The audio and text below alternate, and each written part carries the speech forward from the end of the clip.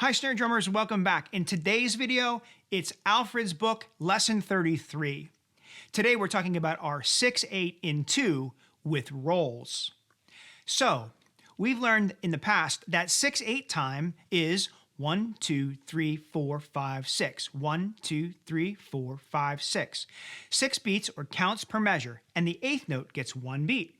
Quarter notes get 2, dotted quarter notes get 3, and dotted half notes get 6 beats. That's the basic primary notion of 6/8 time. Now, we learned in our last video that 6/8 can be sped up and played in a faster tempo, and when we do that, we call it 6/8 in 2, where we join beats 1, 2, and 3 in one group, and beats 4, 5, and 6 in another group. 1 is a, 2 is a, 1 is a, 2 is a, 1 is a, 2. Rather than counting 1, 2, 3, 4, 5, 6, 1, 2, 3, 4, 5, 6. That can get pretty hard to do as the tempo gets faster and faster. Today, the tempo is pretty fast. 1, 2, 1, 2. 1 is a, 2 is a, 1 is a, 2 is a, 1 is a, 2 is a. Imagine having the count to 6 of 6/8 at that speed. 1, 2, 3, 4, 5, 6, 1, 2, 3, 4, 5, 6, 1, 2, 3, 4, 5, 6. Boy, you'd get awfully tired. So by grouping the 6 beats into 2 groups of 3, we have 6/8 in 2. How does our rolls apply to that? Well, this page is going to explain it. The 5-stroke roll in 6/8 in 2 has a primary stroke pattern like this. Or, when we apply the double strokes, or, we have our 5-stroke roll. And it's written with a quarter note with the roll tied to an eighth note. Whichever hand starts the 5-stroke roll finishes it. Exercise number 1 is for us to practice our 5-stroke roll. Let's play through it 3 times, counting, and then with the 2 sticking variations. Ready? 1, 2, 1, 2, number 1, go. 1 is a, 2 is a, 1 is a, 2 is a, 1 is a, 2 is a, 1 is a, 2 is a, right, left, right, left, right, left, right, left, left, right, left, right, 1, 2, right, left.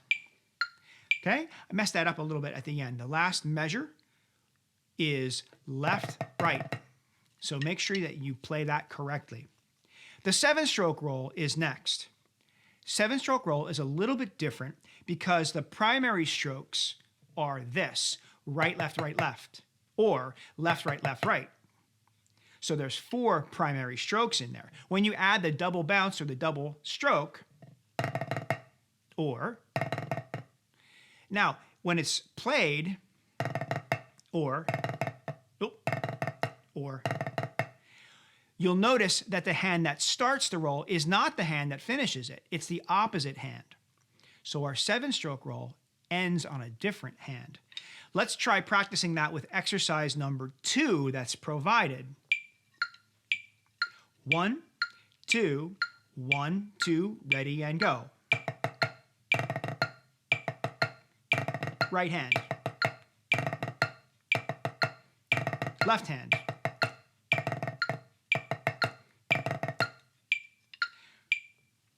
So the hand that starts is not the hand that finishes it. Now, the 13-stroke roll is our last roll to talk about. The primary strokes for this roll are, there are 7 primary strokes. 1, 2, 3, 4, 6. 1, 2, 3, 4, 5, 6, 7. I should learn how to count. When we apply the double strokes, or, oops, hit the rim. Again, the hand that starts the roll is the hand that ends the roll. So the 13-stroke roll is not like the 7-stroke, but it is like the 5-stroke roll. Exercise number 3 gets us some practice using our 13-stroke roll. Here we go. 1 is a, 2 is a, ready and go.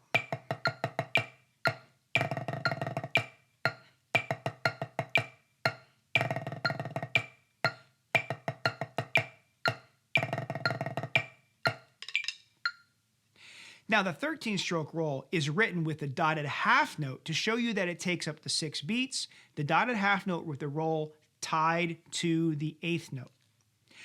Okay, finally is our combination study in 2, 6, 8. I'm going to help by counting through this the first time, and then on the repeat, I'll just play along with you. 1, 2, ready, go. 1 is a 2 is a 1 is a 2 is a 1 is a 2, a 1 is a 2, 1 is a 2, a 1 is a 2, a 1 is a 2 is a 1, a 2.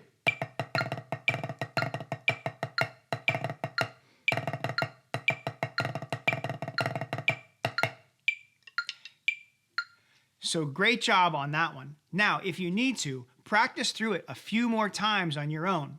Grab your metronome and take it out and see if you can slow down the tempo if you need more help, or speed up the tempo once you've mastered this 6, 8, and 2. It's pretty tricky and it may take some time, but work at it and you'll become a better snare drummer because of it. So until I see you next time, keep drumming.